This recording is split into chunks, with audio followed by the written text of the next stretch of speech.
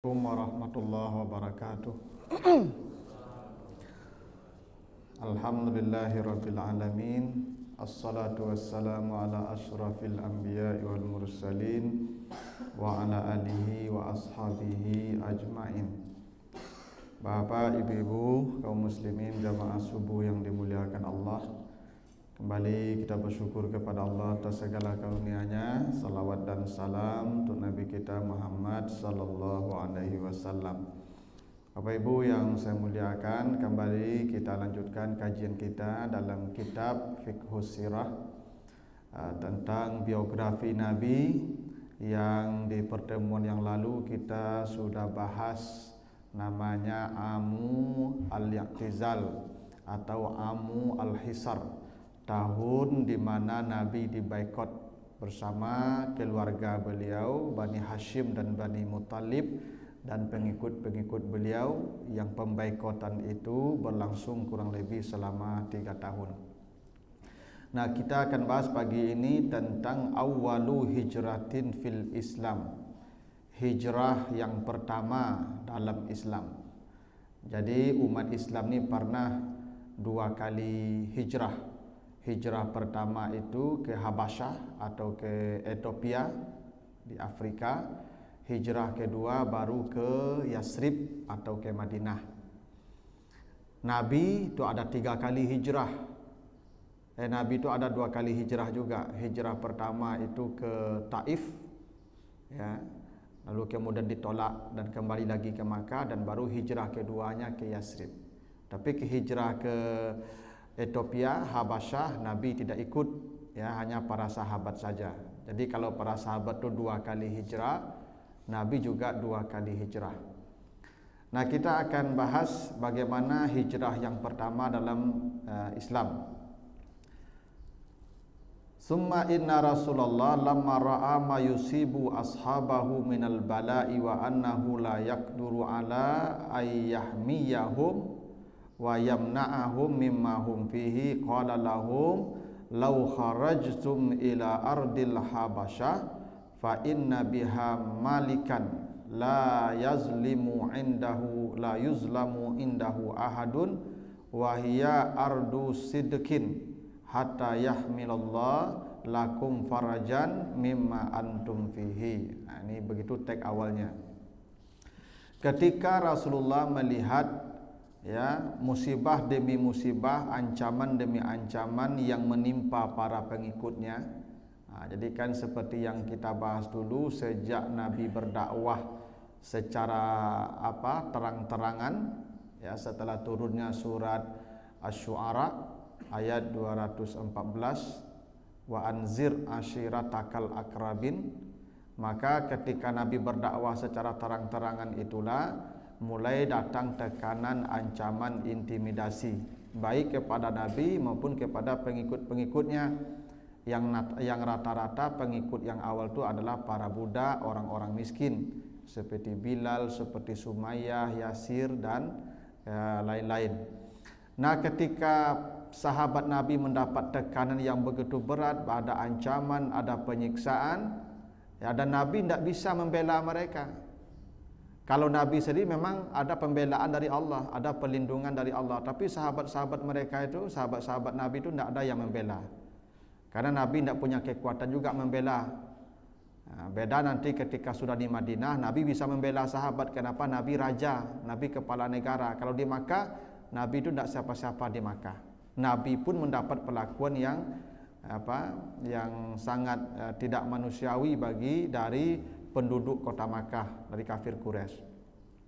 Maka Nabi berkata kepada para sahabat, kalau kalian mau keluar, kalian mau pergi ke bumi Habasyah, maka di sana ada raja yang tidak zalim, yang tidak menzalimi seseorang pun yang ada di negeri itu. Dia adalah negerinya orang jujur, hingga Allah akan memberikan kalian kelapangan daripada yang kalian hadapi di kota Makkah sekarang. Jadi ini hadis Bukhari ini. Jadi ketika sudah tidak kuat lagi, Nabi melihat betapa sahabat ini disiksa, disakiti, maka kata Nabi, pergilah kalian ke negeri Habasyah, Ethiopia. Karena di sana ada seorang raja yang memimpin, yang siapapun yang ada di negeri itu akan aman. Nah, itu namanya Raja Najasyi, yang dalam sejarah disebut dengan Negus. Nanti Raja Najasyi ini Bapak Ibu ketika meninggal dunia, Nabi mensalatkannya, salat gaib di Masjid Nabawi. Memang Raja Najasyi ini tidak beriman, tidak dalam pengertian tidak bersyahadat, tapi dia pengikut ajaran Nabi Isa yang murni. Dialah ahlul kitab. Jadi walaupun dia belum bersyahadat, karena dia ahlul kitab, oleh Nabi disalatkan. Jadi salatkan itu di Madinah. Itu yang alasan dasarnya kenapa kita disuruh salat gaib. Ya, jadi kan jarak dari Habasyah ke Madinah itu jauh Bapak Ibu. Zaman itu kan belum ada HP, belum ada televisi itu. Berarti Raja Habasyah ini meninggal dunianya itu diketahui Nabi sudah beberapa lama setelah itu. Mungkin boleh jadi seminggu, 2 minggu setelah Habasyah, setelah Raja Negus ini dimakamkan. Tapi Nabi mensalatkan dia. Nah, inilah Bapak Ibu dasarnya kalau Bapak Ibu misalnya mendengar kawan meninggal dunia, sudah seminggu dia meninggal dunia, baru kita tahu sekarang. Misalnya dia meninggal di Jakarta, maka Bapak Ibu boleh salat gaib. Ini dasar hadisnya ini. Ya, Raja Negus ini disalat gaibkan oleh Nabi dengan sahabat di Madinah. Maka keluarlah ya pada tahun kelima kerasulan. Jadi tahun kelima kerasulan setelah Nabi diangkat jadi rasul, dari tahun berapa itu 610 Nabi diangkat jadi rasul, berarti 615. Kira-kira tahun segitu di Masehinya. Maka berangkatlah ke Habasyah sebanyak 16 orang. Ya, yang terdiri dari ya 12 orang laki-laki dan 4 orang perempuan. Nah, ini hijrah pertama Bapak Ibu, tahun kelima daripada kerasulan Nabi. 16 orang kurang lebih yang hijrah ke Habasyah, yang dipimpin oleh Utsman bin Affan. Yang di sana ada Utsman, ada Ruqayyah istri beliau anak Nabi, ada Abu Huzaifah, ada Sahla, ada Zubair bin Awam, ada Mus'ab bin Umair, ada Abu Salamah, ada Ummu Salamah. Nah, jadi Ummu Salamah ini nanti jadi istri Nabi juga nih. Ya, setelah Abu Salamah meninggal di perang Badar, maka istrinya Ummu Salamah ini dijadikan istri oleh Nabi. Ada Utsman bin Ma'zun, ada Abdurrahman bin Auf. Ini 16 orang yang hijrah pertama dipimpin oleh Utsman bin Affan tahun kelima daripada kerasulan.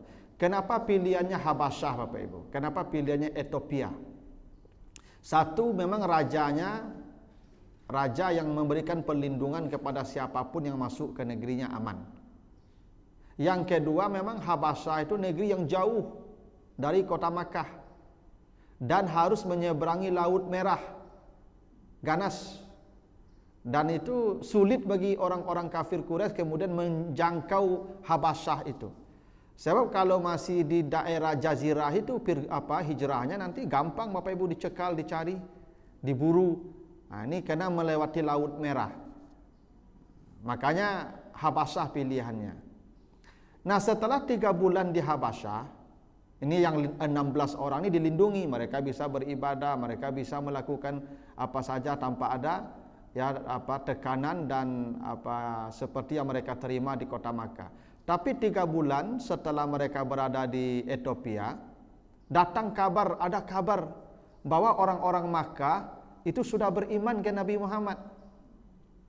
Datang kabar berita bahwa orang-orang Makkah sudah menerima Nabi Muhammad, Makkah sudah kondusif. Orang-orang pengikut Nabi Muhammad di Makkah sudah aman, tidak ada lagi yang mengganggu. Dapat kabar mereka itu, sampai kabarnya ke Ethiopia. Maka mereka bergegas pulang. Setelah 3 bulan di Habasyah, ternyata itu hoak. Awal atau langsung balik ke Makkah Pak Ibu, ternyata tidak benar. Keadaan makin parah malah. Jadi penyebar hoak kok dari dulu Pak. Ya, tidak kini je penyebar hoak loh Pak. Jadi umat Islam yang hijrah ke Ethiopia pertama itu termakan hoak. Bahwa dikatakan di Makkah sudah aman, tidak ada lagi penyiksaan, tidak ada lagi intimidasi. Bahkan orang-orang Makkah banyak yang masuk Islam. Senang hati mereka, pulanglah mereka ke Makkah. Berpayah-payah mereka pulang, ternyata keadaan makin memburuk, kemudian Nabi bahkan dibaikot. Itu yang kita bahas kemarin, tahun ke-6 kerasulan, Nabi dan Bani Hashim, Bani Muthalib dan pengikut-pengikutnya dibaikot.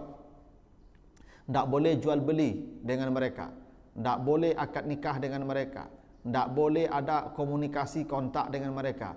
Mereka diisolasi, dibikin sebuah dokumen, dibikin sebuah kesepakatan bersama dalam sebuah kertas, tanda tangan semua kepala suku, disimpan di Ka'bah sampai dokumen ini belum habis, sampai dokumen utuh. Ya, selama dokumen ini masih utuh, pemboikotan berlangsung terus. Dan ini masa yang paling sulit, 3 tahun itu dibaikot. Makanya saya ceritakan kemarin, Nabi dan para sahabat itu kadang sampai menumbuk tulang-tulang onta untuk dijadikan makanan, karena tidak ada orang yang mau menjual barang-barangnya kepada kita. Andai kita punya uang pun, orang tak akan mau menjual barangnya kepada kita. Ini masa yang sulit.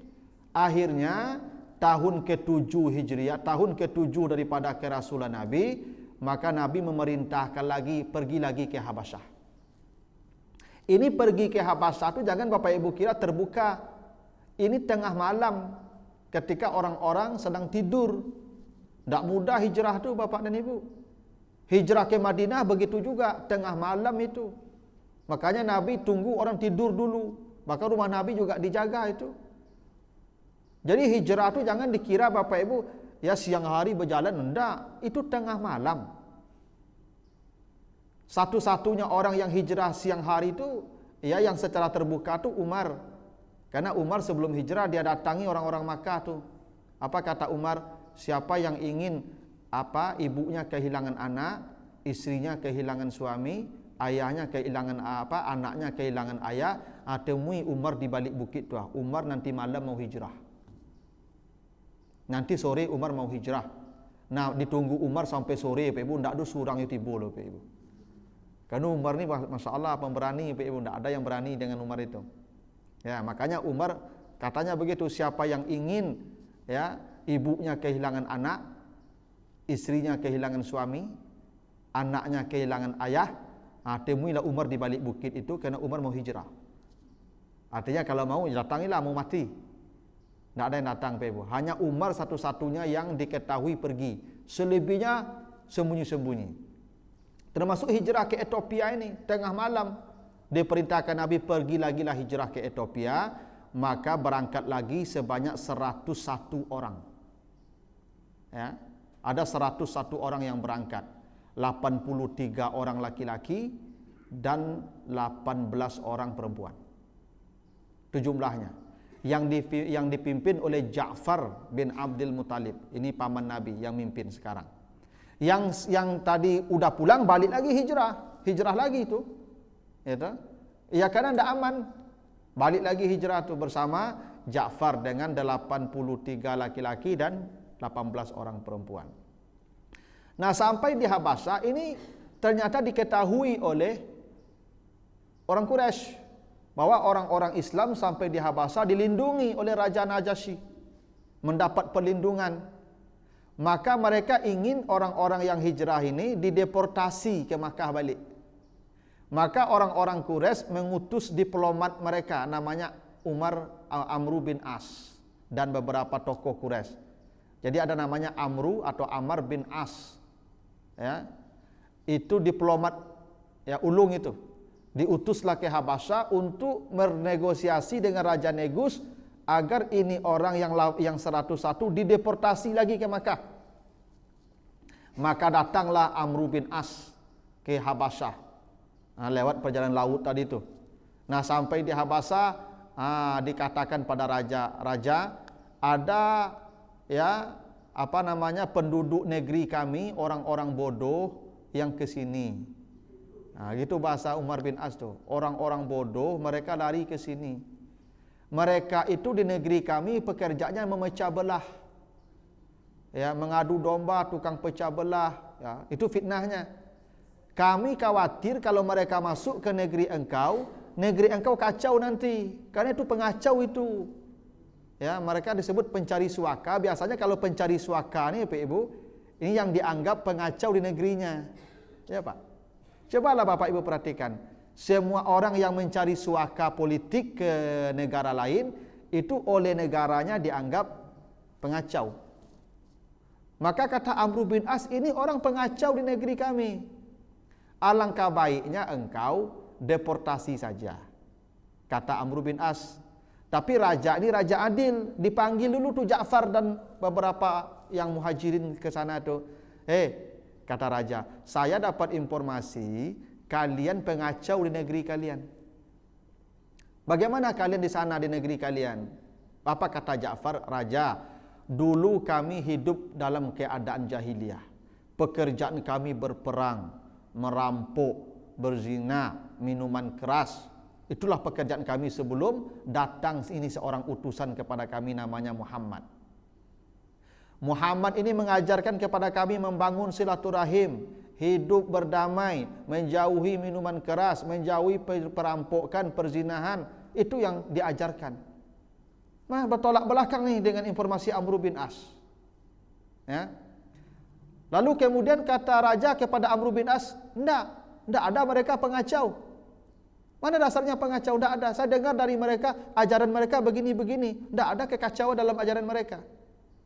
Amr bin As sudah putus asa juga. Ya toh? Amr bin As katanya, ya besok lagi dia datang lagi ke raja itu, ke kerajaan Najasyi. Apa kata Amr bin As?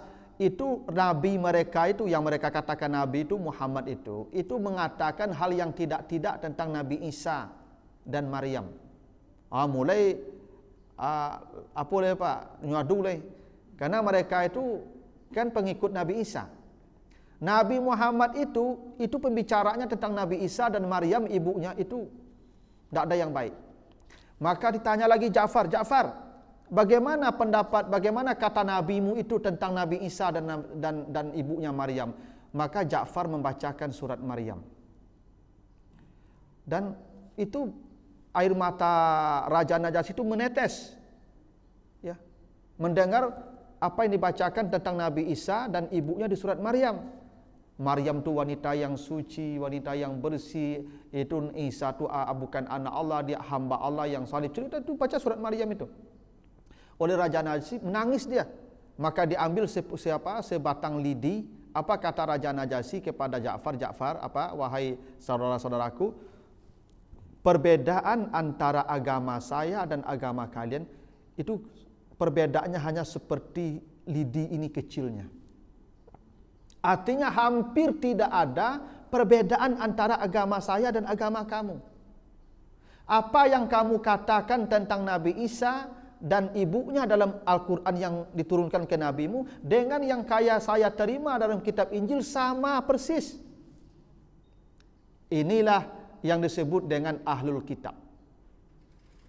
Kalau ada ajaran Al-Quran dan ajaran Injil itu tidak sama, berarti kitabnya palsu. Itu bukti Raja Najasyi tadi menangis.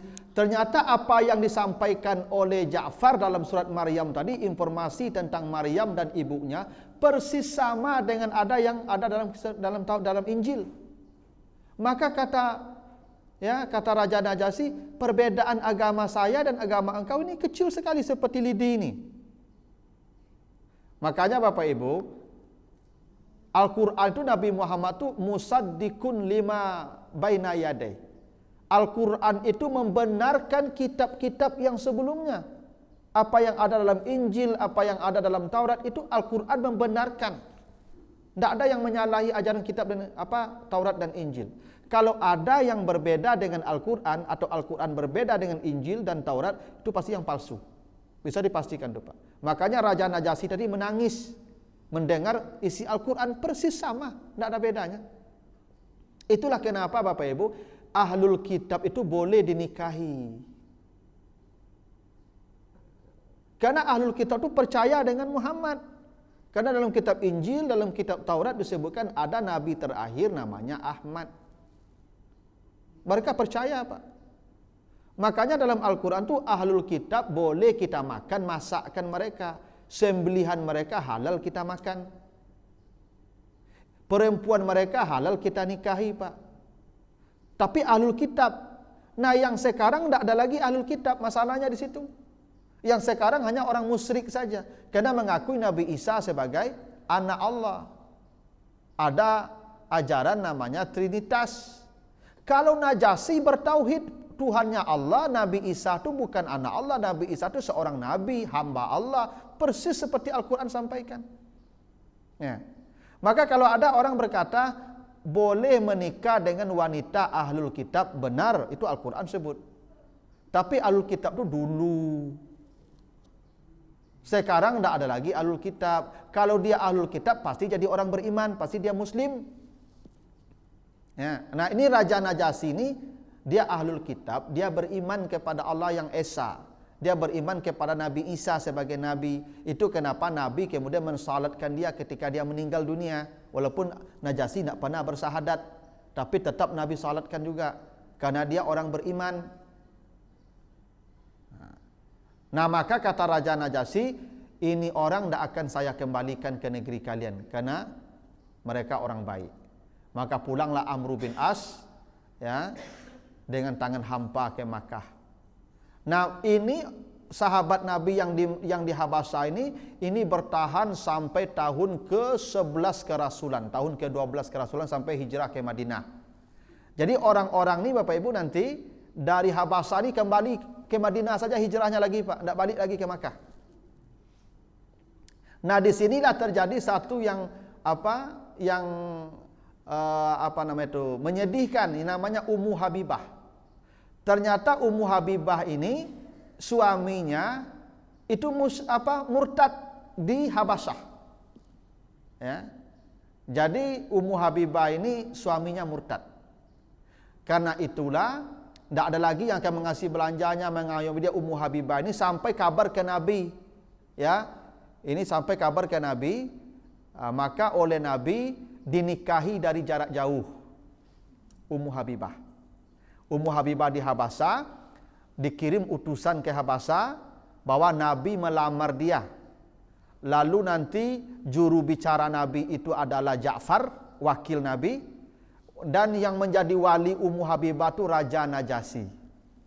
Maka Raja Najasyi menikahkan Ummu Habibah ya dengan Nabi Muhammad yang diwakilkan oleh Ja'far paman beliau.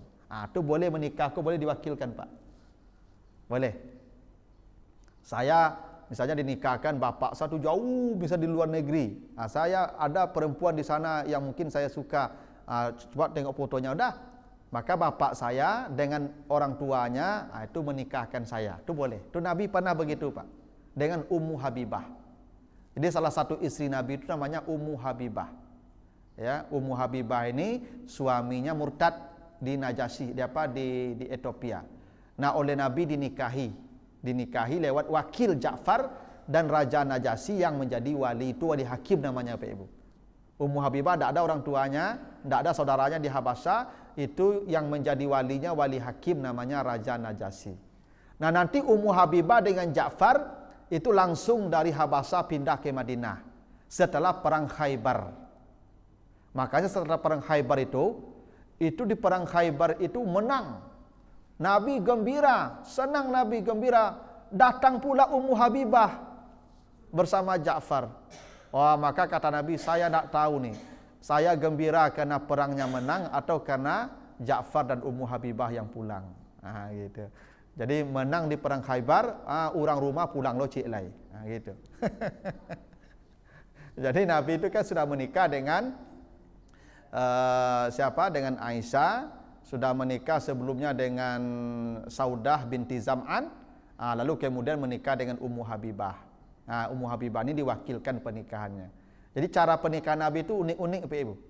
Ada yang diwakilkan, ada yang Allah menikahkan langsung tanpa wali, yaitu Zainab binti Jahsy. Jadi Zainab binti Jahsy itu Allah yang menikahkan langsung. Wa zawwajnakaha. Ya, Allah yang menikahkan dia langsung dengan Zainab binti Jahsy.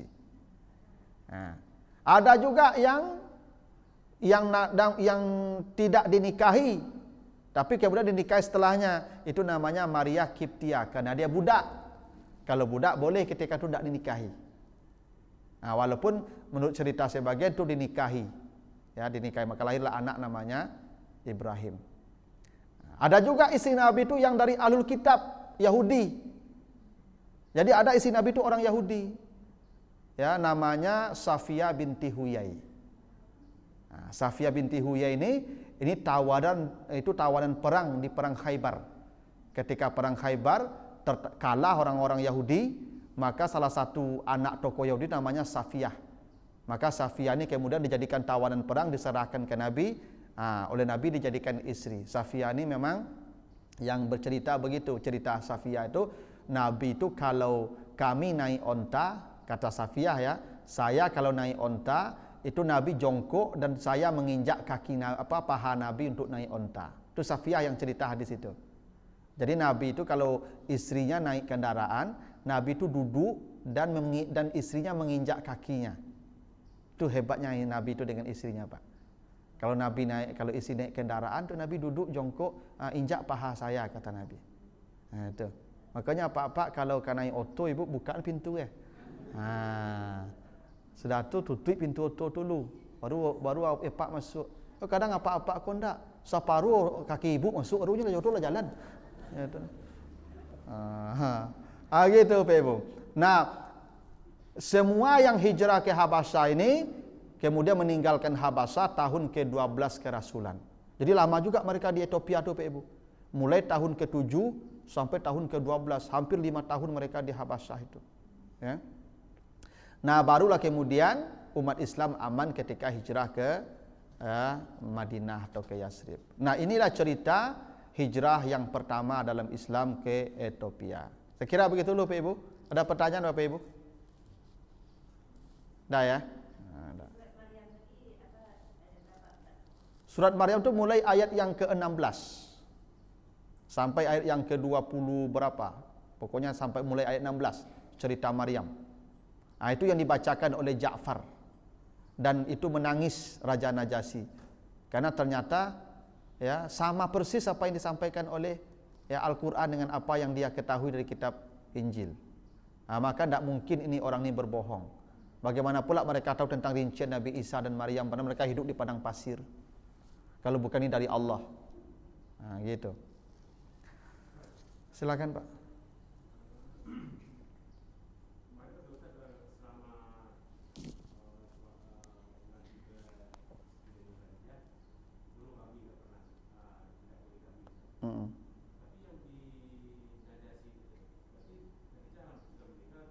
Sudah. Karena Khadijah meninggal tahun ke-10 kerasulan. Hijrah 3 tahun setelah Khadijah meninggal. Hijrah ke Madinah ya.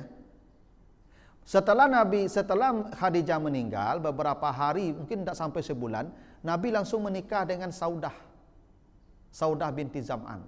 Wanita yang usianya 66 tahun ketika itu. Seusia dengan Khadijah. Saudah itu istri pertama setelah Khadijah meninggal, namanya Saudah. Nah, setelah Saudah baru Aisyah, dapat pula yang paling gadis. Dari yang paling tua ke yang paling gadis. Setelah dengan Aisyah inilah baru menikah dengan Ummu Habibah.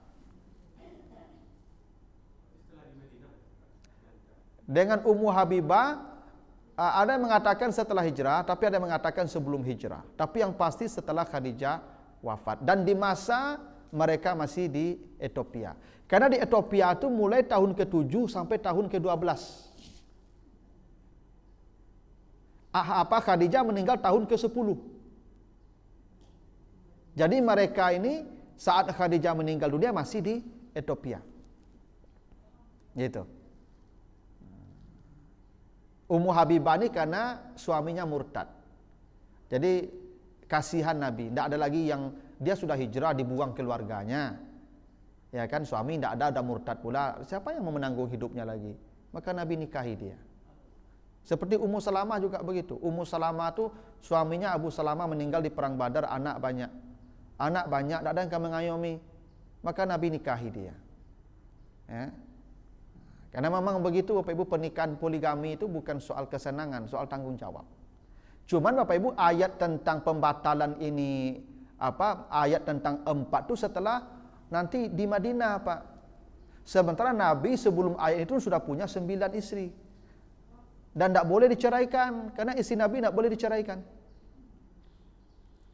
Maka tetap dipertahankan 9 sampai beliau wafat. Karena ayat tentang ya An-Nisa ayat 3 itu turunnya itu jauh setelah Nabi ya melakukan poligami yang seperti itu. Jadi jangan Bapak Ibu kira Nabi itu tidak mengikuti Al-Quran. Karena itu khususiat untuk Nabi. Istri Nabi tidak boleh diceraikan. Karena dia kehilangan status ummul mukmininnya nanti. Kenapa Ibu? Sekarang 4.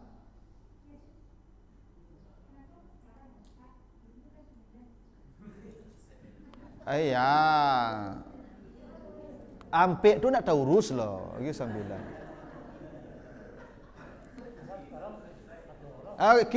Kini cie pun payah ngurus apalagi ampek. Itu. Makanya kami ko nak taluk menambah lah. Kami lapar je ibu-ibu. Bukan kami ndak nio menambah. Lain nio tapi ndak taluk. Nen cie ko saya ala sakit kepala artinya. Aku ampek engkau dipikian. Itu. Kok ditanya pangana kami lai panjang pangana kaminya. Lai dak nio nya cuman takui ko ha. Ya nak taluk rasanya memang hadapi lai. Cie ko saya ala sakit jantung artinya. Enak. Jadi 4 itu ya sudah tu batas maksimal. Kata Nabi yang lebih dari 4 ceraikan. Tapi Nabi tidak. Karena bukan Nabi tidak mau menceraikan, karena istri Nabi akan kehilangan status ummul mukmininnya. Karena istri Nabi itu akan masuk surga tanpa hisab. Semua istri Nabi itu masuk surga tanpa hisab. Kalau diceraikan, mereka kehilangan hak itu. Makanya Ummu Salamah sudah tua, Saudah sudah tua, tidak ada lagi kebutuhannya dengan Nabi secara biologis. Tapi mereka tidak mau diceraikan Nabi. Ya Rasulullah, jangan ceraikan saya ya Rasulullah. Tetaplah saya status istrimu. Malam saya kasihkan ke Aisyah. Itu maka Aisyah banyak dapat punya Saudah diambil je, punya Ummu Salamah diambil je. Itu maka Aisyah tu banyak dapat dia tu. Ya tu. Karena malamnya Saudah dan malamnya Ummu Salamah dikasihkan ke Aisyah. Karena Ummu Salamah dan Saudah ini sudah tua. Sudah di atas 65 umurnya, 60. Iya. Tapi mereka tidak mau, Nabi kalau ingin menceraikan mereka bisa tuh. Tapi ya Rasulullah jangan pernah menceraikan kami. Kami ingin ya masuk surga tanpa hisab. Itu makanya tidak diceraikan Nabi itu. Memang khususiat itu. Ya jangan itu jadi alat untuk melecehkan Nabi. Karena ayat An-Nisa ayat 34 itu, ayat 34 itu turunnya jauh nanti setelah Nabi melakukan poligami yang jumlah segitu. Tapi Nabi poligami itu yang jumlah masing-masing nanti kita bahas satu-satu itu punya sebab-sebab. Ada ketetapan-ketetapan hukum setelah itu. Seperti pernikahan dengan Ummu Habibah, ada hukumnya. Kemudian apa hukumnya? Boleh menikahkan seseorang tanpa hadir di majelis itu, diwakilkan saja. Walinya boleh wali hakim. Itu hukum kan? Nabi menikahi Zainab untuk menghapus hukum Zainab ini mantan istri anak angkatnya Zaid bin Harisah. Zaid ini anak angkat Nabi. Menikah dengan Zainab lalu diceraikan oleh Zaid karena tidak cocok. Zainab kok rancak orangnya, Zaid kok kurang gagah orangnya, tidak harmonis bercerai. Nah dulu orang Arab menganggap anak angkat ini sama juga anak kandung. Istri anak angkat tidak boleh dinikahi oleh bapak angkat. Nah dihapus Allah nikahi Zainab supaya tidak ada lagi hukum bahwa anak angkat sama dengan anak kandung. Itu semua punya tujuan tuh Pak. Ya. Nah begitulah Bapak Ibu ya. Istri Nabi 9. Ya, 9. Saudah, Zainab binti Jahsi, ya Zainab binti Khuzaimah, ada Safiyah binti Huyai, ada Maria Kiptia, ada Ummu Habibah, ada Ummu Salamah, ada siapa lagi itu? 9. Terakhir nanti Maria Kiptiah. Itu budak dari Mesir, Maria. Itu hadiah dari Raja Mesir kepada Nabi. Ya, namanya Maria Kiptiah. Tapi yang melahirkan anak hanya Khadijah dan Maria. Khadijah melahirkan anak 6, Maria melahirkan anak 1. Lebihnya ada yang punya anak, termasuk Aisyah. Ya, hanya Maria yang punya. Itu maka cemburu ke Maria. Maka turun surat At-Tahrim. Ini sahabat istri-istri Nabi juga cemburu ke Maria. Karena Nabi itu sebelum ke rumah yang lain itu singgah di rumah Maria lu nengok Ibrahim anaknya.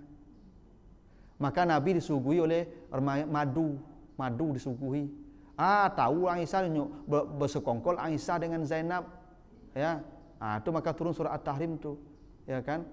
Kalau setelah pulang di rumah siapa? Di rumah Maria, Aisyah kecil Zainab babangun muli engkau. Maka Nabi kalau itu dak makan di rumah Zainab lah ya. Tak akan ke rumah Maria. Ya. Itu maka turun surah At-Tahrim itu menegur juga Aisyah dan Zainab, ya, yang bersekongkol untuk memfitnah Maria. Tapi memang begitulah perempuan tuh. Aduh. Cemburu tuh memang gitu. Ya. Walau tidak kecemburu loh, nak ibu. Ya biasa saja tuh. Ya, apalagi kalau punya orang rumah lebih dari satu tu cik muda pak. Pasti lebih banyak pakai yang muda nak pak.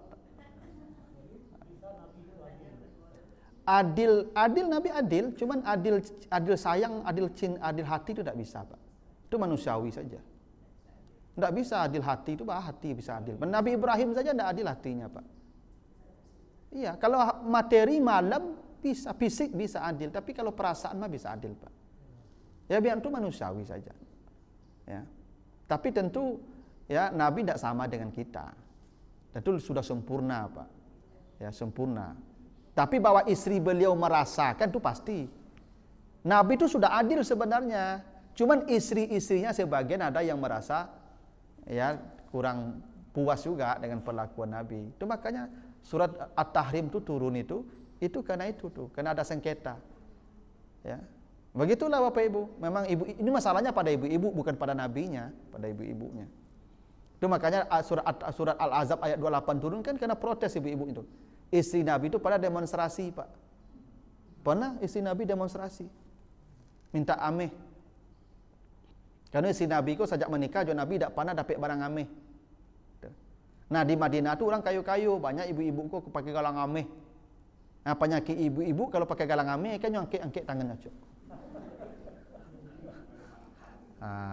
Makanya kalau ibu-ibu pergi ke masjid buat barang ameh kan takbiratul ihramnya beda tuh. Ya.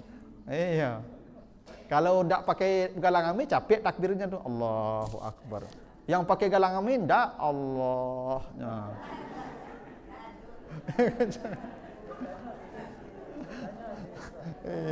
Iya. Makanya ibu-ibu kan nyuk langan tak bajunya kan nyuk gadangan dah. Supaya ketika tangkit tak lupa. Ada ibu-ibu tu sengaja bawa barang ameh bagai ke Mas Haji ke pasang sado kan. Itu pas takbir tu Allah. Pas ruku' je tu kan. Pas ruku' je tu Allahu Akbar. Orang sabala lah pada sasango. Makanya ibu-ibu penyakit je tu kawan kalau lah pakai barang ameh kawan konyo asam uratnya naik. Kalau pakai galang ameh orang konyo asam urat naik itu. Maka mengadu protes rekan Nabi minta ameh. Itu makanya kata Allah kul ya in kuntunna turidnal hayatad dunya wa zinataha fata'alina. Kalau kau ingin emas tunjuk sajalah bukit-bukit itulah. Jadi emas lambilah. Tapi ketika itu fa usarrihkunna sarahan jamila. Setelah itu berhenti jadi istri saya. Mau jadi ameh, mau dapet ameh atau mau jadi istri yang tanpa ameh. Akhirnya mereka berhenti minta ameh. Baiklah kami jadi istri yang kau saja. Daripada dapet ameh tapi berhenti jadi istri Nabi. Itu memang kan bahwa istri Nabi itu pernah protes juga Pak. Karena mungkin diperlakukan secara tidak adil dibandingkan istri yang lain. Nabi itu sudah adil, tapi istrinya ini yang merasa begitu. Maka diberi pilihan begitu. Allah yang kasih pilihan bukan Nabi itu Pak. Allah yang kasih pilihan. Mau jadi istri Nabi tanpa ameh atau pakai ameh jadi berhenti jadi istri Nabi. Gitu. Jadi istri Nabi itu masuk surga tanpa hisab. Jadi begitu Pak. Jadi nanti tentang istri-istri Nabi kita bahas khusus. Ya, siapa saja istri Nabi, bagaimana proses-proses pernikahannya nanti kita bahas. Begitu dulu Pak Ibu, mudah-mudahan ada manfaatnya, lebih kurang mohon maaf. Subhanakallahumma wa bihamdika, asyhadu an la ilaha illa anta, astaghfiruka wa atubu ilaika. Wassalamualaikum warahmatullahi wabarakatuh.